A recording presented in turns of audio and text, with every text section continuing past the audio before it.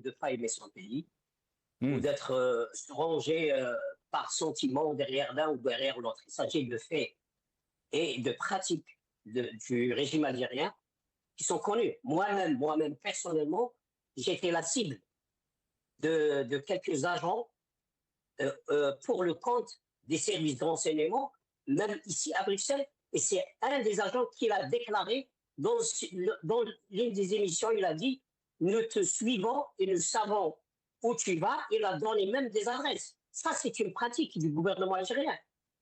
Et c'est pas parce que j'aime mon pays que je dois fermer les yeux sur ces pratiques. Ensuite, quand on est mauvais dans la gestion des affaires publiques à l'intérieur, on l'est forcément à l'extérieur.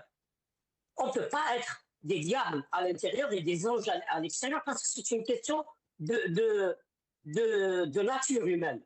Si vous êtes mauvais, si vous êtes tricheur, si vous êtes menteur et si vous êtes manipulateur à l'intérieur, vous l'êtes forcément à l'extérieur aussi.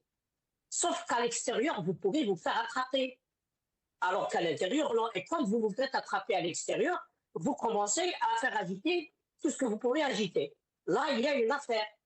Et cette affaire, c'est un opposant algérien qui a apparemment accès à des dossiers très importants et à des secrets touchant même à la personne du président de la République. Il a des sources qui dévoilent des informations très sensibles. Et donc, après un moment de ces activités, il y a eu une tentative de le neutraliser.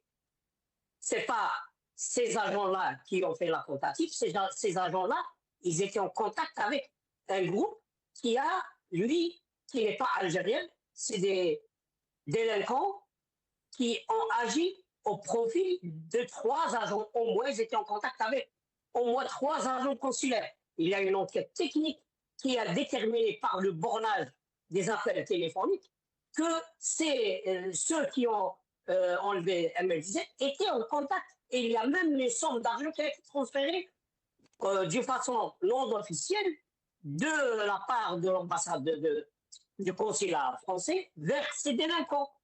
Et cet agent-là qui est en détention